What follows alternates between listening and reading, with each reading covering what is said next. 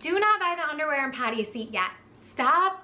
Watch this video first. I know there are many things that factor into your decision to start potty training, but when it comes down to it, it really matters if your child is fully ready for this process yet. You may be experiencing pressure from friends and family or daycare or preschool starting, but it's not going to be easy if your child is not ready. Being 100% ready for potty training is going to make this process so much easier.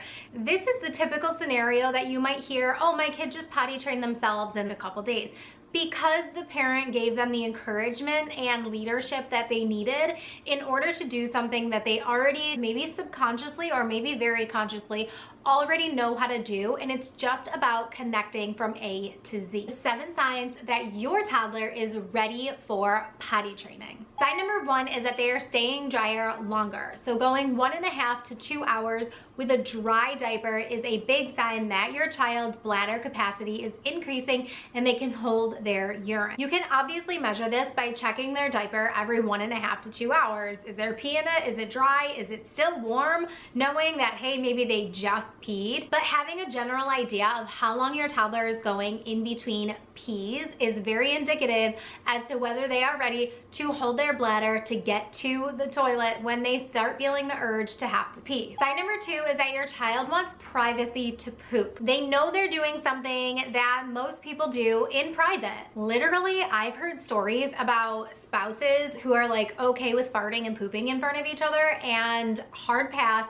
no, absolutely not. Very private thing around here. And so if you have a toddler who is also feeling those privacy vibes and maybe they're hiding behind the couch or they go completely into a different room, crouch down, and they're pooping, you know that they're ready for that level of privacy, responsibility, and kind of doing their own thing when they need to poop. Sign number 3 is that after they've done said poop, they're bringing you a clean diaper. Maybe they're bringing the wipes, maybe they're bringing the cream, maybe you have one of those caddies where they just bring the whole damn thing to you. That is a sign that they don't want to be dirty. They don't like this feeling. They want it off of them. So it might be time to start potty training. Step number 4 is one that a lot of people don't think about, but it's the ability to follow 1 to 2 step directions. Now, ideally, your child can follow 2 to 3 step directions, but they must be able to follow at least 1 step directions. So if your child says, gotta go potty, then you say, let's go to the bathroom, and they follow you to the bathroom. That would be a sign of following a 1-step direction. A 2-step direction would be, okay, let's go to the bathroom and pull down your pants. 3-step directions, this is the cream of the crop here. Go to the bathroom, pull down your pants, sit on the potty. That is going to make the entire process easier for you and your child. You also won't feel like a broken record if your child is mature enough to handle a 3-step direction and be able to execute those directions without having to be told, okay, go to the bathroom, pull down your pants, sit on the potty. Okay, go to the bathroom. Oh, you're in the bathroom. Okay, pull down your pants. Oh, you're pulling down your pants. Oh, okay, sit on the potty. You're going to be so exhausted. Sign number 5 that your child is ready for potty training is that they are interested. Your child wants to know what's going on in the bathroom.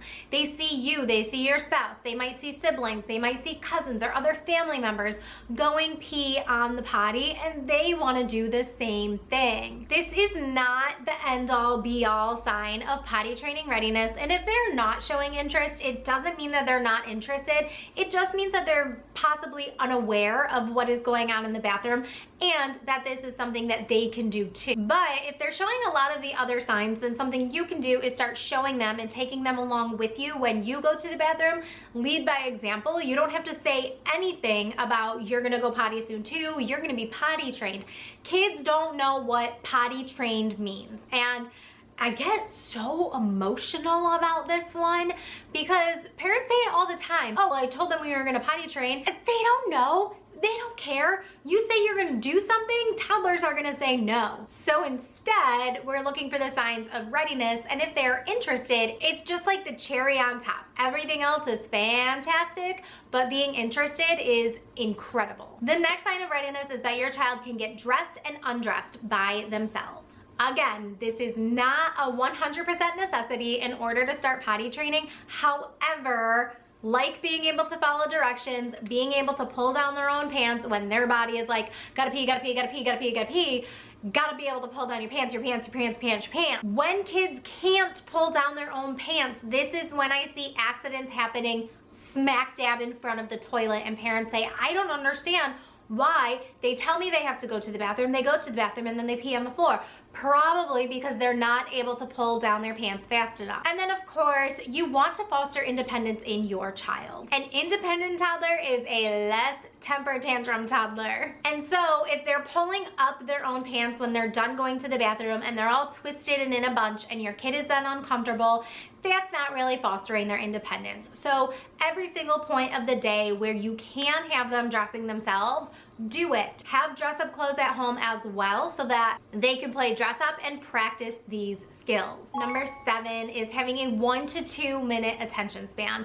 This means your child can sit and listen to a basic board book story. The attention span to sit and listen to a story, that means they can sit on the toilet as well. If you have a child who thinks that they're gonna go potty, they sit on the toilet and 10 seconds later they're standing back up, or maybe even less than 10 seconds, we need to work on that before we start potty training, because it's just not gonna compute in their brain if they're just down and up. They're not sitting long enough to relax their muscles and let the pee and poop out. I'll give you one of my tips that I tell parents to do before starting potty training is every night or every other night or every few nights, however often you give your kid a bath, what you should do is tell your kid to take their clothes off, get themselves undressed, and sit on the potty and watch the water filling up the bathtub, and to tell the parent when it's full.